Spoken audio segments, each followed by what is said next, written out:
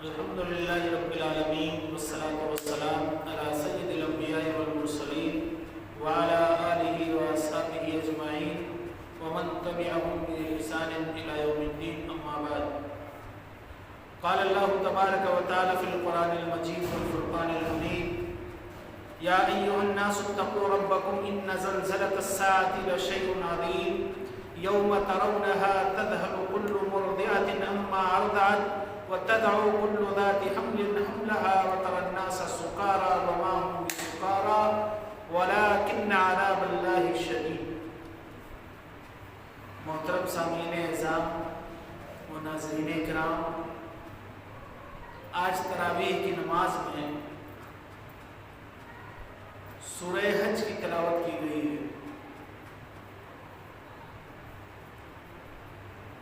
آج تفسیر کے لیے سورہ حج سے چند آیتیں میں نے منتخب کی ہیں، اللہ رب العالمین سے اس دعا کے ساتھ کہ اللہ رب العالمین اس ماہ مبارک میں ہمارا لگاؤ قرآن کریم کے ساتھ رکھے اور قرآن کریم ہمیں پڑھنے، سمجھنے اور اس پر عمل کرنے کی توفیق عطا فرمائے. سورہ حج اس کے دو حصے ہیں. پہلا حصہ جو ہے ابتدائی حصہ، وہ حصہ مکہ مکرمہ کے اندر اللہ کے رسول صلی اللہ علیہ وسلم پر نازل ہوئی، اور جو دوسرا حصہ ہے وہ دوسرا حصہ نبی اکرم صلی اللہ علیہ وسلم کی ہجرت کے بعد مدینہ منورہ کے اندر نازل ہوئی.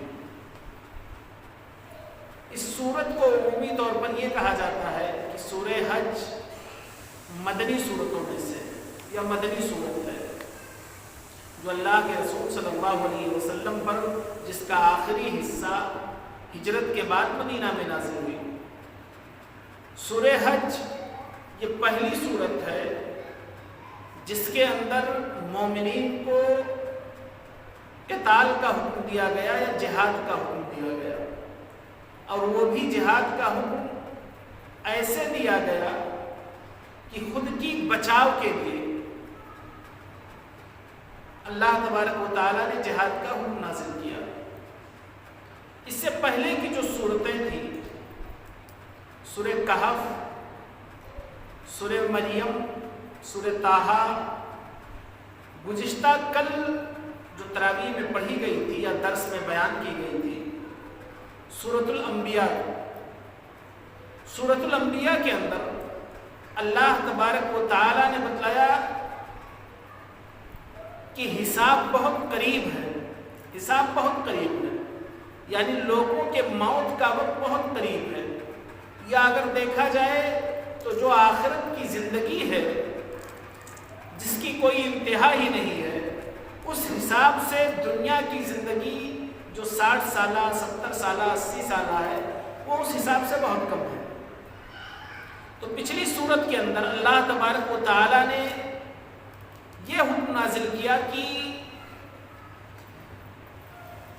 حساب کا وقت یا قیامت بہت قریب ہے. سورہ حج کے اندر اللہ تبارک و تعالیٰ نے جو پہلی آیت نازل کی، یا ایھا الناس یا ایھا الناس اتقوا ربکم ان زلزلۃ الساعۃ شیء عظیم، کہ اے لوگو اللہ رب العالمین سے ڈرو، اپنے رب سے ڈرو، بے شک جو قیامت کا زلزلہ ہے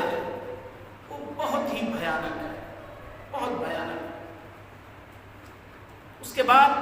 دوسری آیت کریمہ کے اندر اللہ تبارک و تعالیٰ نے اس کی سختی بیان کرتے ہوئے کہا کہ قیامت کے زلزلے کی کیفیت یہ ہے کہ جس دن تم دیکھو گے، یوم ترونہا تذہل کل مرضعۃ عما ارضعت، کہ جس دن تم دیکھو گے کہ ایک حاملہ عورت اپنے حمل کو گرا دے گی، ایک دودھ پلانے والی عورت اپنے دودھ پیتے ہوئے بچے کو چھوڑ دے گی، اور تم دیکھو گے وَتَرَى النَّاسَ سُكَارَىٰ، تم دیکھو گے کہ لوگ مدہوشی کے عالم میں ہیں. کہا وَمَا هُمْ بِسُكَارَىٰ، لیکن لوگ مدہوشی میں نہیں ہوں گے، وَلَٰكِنَّ عَذَابَ اللَّهِ شَدِيدٌ، اللہ رب العالمین کا عذاب اتنا سخت ہوگا کہ انسان اس عذاب کی سختی سے پریشان ہو جائے گا۔ یہ قیامت کا منظر اللہ تبارک و تعالیٰ نے بیان کیا۔ سورہ انبیاء میں کہا کہ قیامت بہت قریب ہے یا حساب کا وقت بہت قریب ہے، اور سورہ حج کے اندر اللہ تبارک و تعالیٰ نے یہ بیان کیا کہ قیامت کا جو زلزلہ ہے وہ منظر بہت بھیانک ہے۔ آپ لوگوں نے دیکھا ہوگا، سنا بھی ہوگا، گزشتہ سال 2023 کے اندر 2 بار زلزلے آئے۔ اس سے پہلے 2022 میں ترکی میں، فلپائن میں،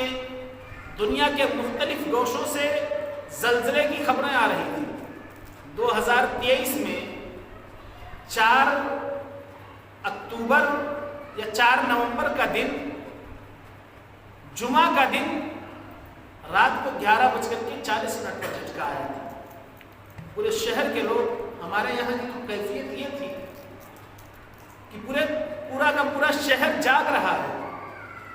لوگ زلزلے سے بچنے کی تدبیر کر رہے ہیں۔ جب صبح فجر ہوتی ہے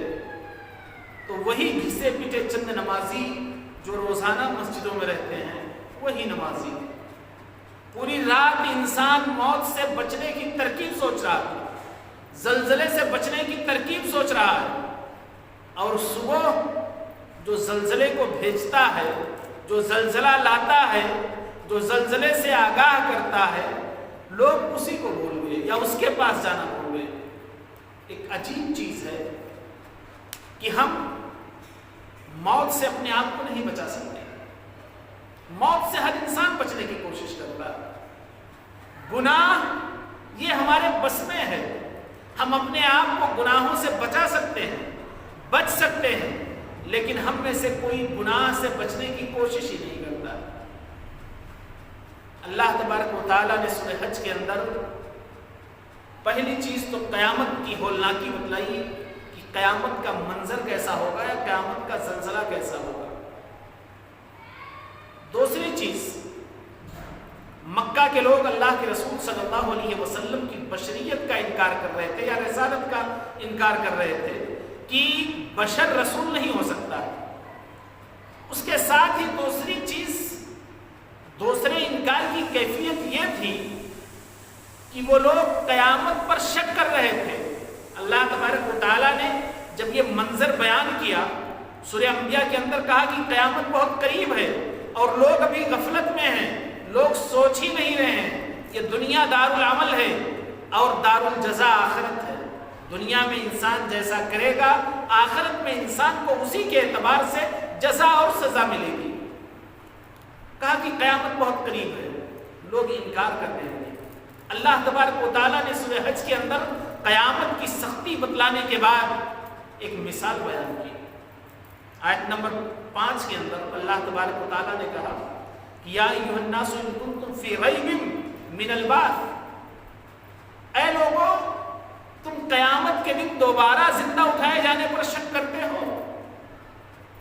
دوبارہ زندہ اٹھائے جانے پر۔ اس کے بعد اللہ تبارک و تعالیٰ نے اپنی زندگی کی کیفیت بتلا دی، کہا فَإِنَّا خَلَقْنَاكُم مِّن تُرَابٍ، ہم نے سب سے پہلے تمہیں مٹی سے پیدا کیا۔ مٹی سے حضرت آدم علیہ السلام بنائے گئے۔ جب کچھ بھی نہیں تھے، اللہ تبارک و تعالیٰ نے، جیسا کہ پیچھے تفسیر میں گزر چکا ہے کہ مٹی کی جو 6 قسمیں ہیں، قرآن نے جو ذکر کیا ہے 6 یا 7 قسمیں، ان تمام مٹی کو لے کر کے، کھنکھناتی ہوئی مٹی، سوکھی مٹی، گیلی مٹی، سڑی ہوئی بدبودار مٹی، تمام مٹی کو لے کر کے اللہ تبارک و تعالیٰ نے حضرت آدم علیہ السلام کا پتلا تیار کیا اور پھر اس کے بعد اس میں روح پھونکی۔ تو کہا کہ فَإِنَّا خَلَقْنَاكُم مِّن تُرَابٍ، ہم نے سب سے پہلے تو تمہیں مٹی سے پیدا کیا، ثُمَّ مِن نُطْفَةٍ، پھر اس کے بعد ہم نے تمہیں نطفے سے پیدا کیا۔ جب ماں باپ یا مرد اور عورت جب اکٹھا ہوتے ہیں تو اللہ رب العالمین اس نطفے کو رحم مادر تک پہنچاتا ہے۔ کہا ہم نے تمہیں نطفے سے پیدا کیا، پھر اس نطفے کو کہا ثم من علقۃ، پھر اس حقیر پانی کو جو باپ کی پشت یا پیٹھ میں تھا اس کو اللہ رب العالمین رحم مادر میں پہنچانے کے بعد 1 مہینے کے 40 دن کے بعد اللہ تبارک و تعالی اس پانی کو خون کا شکل دے دیتا ہے، اور پھر کہا ثم من مضغۃ، پھر اس خون کے لوتھڑے کو ہم گوشت کا لوتھڑا کر دیتے ہیں، کہا مخلقۃ و غیر مخلقۃ، کبھی سخت اور کبھی نرم، پھر کہا ہم اس کے بعد لنبین لکم، ہم اس کو تمہارے لیے ظاہر کرتے ہیں۔ مفسرین نے لکھا ہے کہ انسان 40 دن تک خون کی شکل میں رہتا ہے، 40 دن تک انسان لوتھڑے کی شکل میں رہتا ہے، پھر 40 دن کے بعد اللہ رب العالمین اس کو گوشت کا ٹکڑا بنا دیتا ہے، یعنی 120 دن مکمل ہونے کے بعد اس کے اندر روح پھونک دی جاتی ہے، روح پھونک دی جاتی ہے۔ پھر اللہ تبارک و تعالیٰ نے دوسری جگہوں پر سورہ مومنون کے اندر، سورہ انبیاء کی سورہ حج کے اندر جیسا کہ بتلایا، کہا لنبین لکم ونقر فی الارحام ما نشاء الی اجل مسمى، پھر ان تمام کیفیت سے گزرنے کے بعد ہم اس کو رحم مادر میں، عورت چلتی ہے، پھرتی ہے، اٹھتی بیٹھتی ہے، تمام کام کرنے کے بعد اللہ رب العالمین اس کو محفوظ رکھتا ہے، اور کہا کب تک؟ الی اجل مسمى، ایک معینہ مدت تک ہم اسے وہاں ٹھہرائے رکھتے ہیں، کہا ثم نخرجکم طفلا، پھر ہم بچے کی شکل دیتے ہیں۔ انسان جب پیدا ہوتا ہے تو اس کے ہاتھ پاؤں میں کوئی طاقت، کوئی صلابت، کوئی سختی نہیں ہوتی ہے، پھر کہا ثم لتبلغوا اشدکم، پھر ہم اس کو جوان بناتے ہیں، اس کے ہاتھ پاؤں میں طاقت ہو جاتی ہے، انسان چلنے پھرنے لگتا ہے، پھر کہا وَمِنْكُمْ مَنْ يُتَوَفَّى، تم میں سے کچھ لوگ ایسے ہیں جو جوانی ختم ہونے کے بعد جن کا انتقال ہو جاتا ہے، وَمِنْكُمْ مَنْ يُرَدُّ إِلَىٰ أَرْذَلِ الْعُمَرِ، اور کچھ ایسے ہیں جن کو اللہ رب العالمین بڑھاپے تک پہنچا دیتا ہے۔ دیہاتوں میں ایک کہاوت کہی جاتی ہے کہ بوڑھے اور بچے میں کوئی فرق نہیں، جس طرح سے بچہ آخری عمر پر، بچہ اپنے ابتدائی دور میں نہ کچھ کرنے کے لائق رہتا ہے، نہ چلنے کے لائق رہتا ہے، وہی کیفیت بوڑھے کی ہو جاتی ہے کہ بوڑھا جب اپنے عمر کے آخری حصے پہ پہنچتا ہے تو وہ اس کے چلنے پھرنے کی صلاحیت ختم ہو جاتی ہے، پھر وہ ایک بچے اور ایک بوڑھے میں فرق نہیں رہ جاتا۔ تو اللہ تبارک و تعالیٰ نے کہا کہ ہم اس کو آخری عمر تک پہنچا دیتے ہیں یا بوڑھا کر دیتے ہیں۔ یہ اللہ رب العالمین نے کہا کہ جب انسان کچھ بھی نہیں تھا تب ہم نے انسان کو ان راستوں سے گزر کر کے ہم نے ایسا انسان کو بنا دیا، اور جب ایک مکمل انسان ہے جس کو آج کی سائنس بھی بتلاتی ہے کہ انسان کے دفن کرنے کے بعد بھی اس کے جسم کے 2 حصے باقی رہتے ہیں، ایک سر کی ہڈی اور ایک اس کے ریڑھ کی ہڈی، جس کو نہ آگ جلا سکتی ہے، نہ مٹی سڑا سکتی ہے، نہ پانی سڑا سکتی ہے، اور اللہ رب العالمین کے لیے کوئی بعید چیز ہے ہی نہیں۔ جب بھی وہ کسی چیز کا کہ کرنے کا ارادہ کرتا ہے تو کہتا ہے کن فیکون، بس وہ چیز ہو جاتی ہے۔ تو اہل مکہ قیامت کے دن پر شک کر رہے تھے، اللہ تبارک و تعالیٰ نے یہ مثال بیان کر کے ان کے شک کو دور کر دیا۔ اس کے بعد ایک دوسری چیز اللہ تبارک و تعالیٰ نے جس آیت سے اس سورت کا نام لیا گیا ہے یا سورت کا نام رکھا گیا ہے، وہ جو عمل ہے، مفسرین نے لکھا ہے کہ خانہ کعبہ کو حضرت نوح علیہ السلام کے طوفان کے بعد سب سے پہلے جس نے تعمیر کیا وہ حضرت ابراہیم اور حضرت اسماعیل علیہ السلام۔ جب حضرت ابراہیم علیہ السلام خانہ کعبہ کو بنا چکے، تعمیر کر چکے، تو اللہ تبارک و تعالیٰ نے انہیں ایک حکم دیا، کہا وَإِذْ بَوَّأْنَا لِإِبْرَاهِيمَ مَكَانَ الْبَيْتِ أَلَّا تُشْرِكْ بِي شَيْئًا، کہ ہم نے ابراہیم کو حکم دیا کہ جب تم گھر بنا کر کے مکمل کر لو تو اللہ رب العالمین نے کہا ہمارے ساتھ کسی کو شریک مت کرنا۔ وَطَهِّرْ بَيْتِيَ لِلطَّائِفِينَ، اور ہمارے گھر کو پاک صاف کر دو طواف کرنے والوں کے لیے، قیام کرنے والوں کے لیے، رکوع کرنے والوں کے لیے اور سجدے کرنے والوں کے لیے۔ اللہ تبارک و تعالیٰ نے دو عمل کو خصوصی طور پر ذکر کیا، ایک نماز اور ایک طواف۔ انسان خانہ کعبہ کے ارد گرد نماز بھی پڑھتا ہے، اور جو طواف کرتا ہے وہ طواف خانہ کعبہ ہی کا کرتا ہے، چاہے جتنی دوری سے کرے تو وہ خانہ کعبہ ہی کا طواف کرتا ہے۔ اور یہ عمل حج کے شرائط میں سے ہے، حج کے رکن میں سے ہے، اور حج اسلام کے جو 5 بنیادی ارکان ہیں اس میں سے 5واں رکن ہے کہ جب انسان اگر اس کے پاس آنے جانے کے خرچ برداشت کرنے کی قوت ہے اور اس کے اعضاء گواہی دے رہے ہیں، ہاتھ پاؤں اس کے ساتھ دے رہے ہیں، تو انسان پر زندگی میں ایک بار بیت اللہ کا حج فرض ہے۔ اسلام کے 5 بنیادی ارکان میں سے ایک رکن ہے۔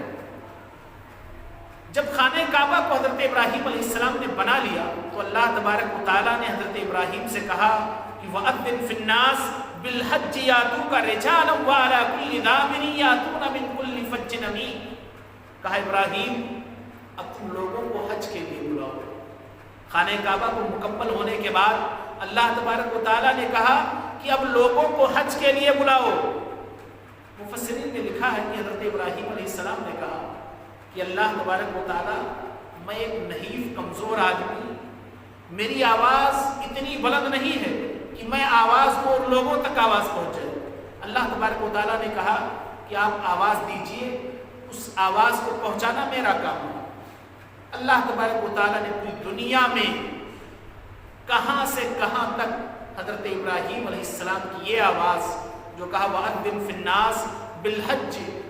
حج کے لیے لوگوں کو آواز دیجئے، اور حضرت ابراہیم علیہ السلام کی اسی آواز کا ہی نتیجہ ہے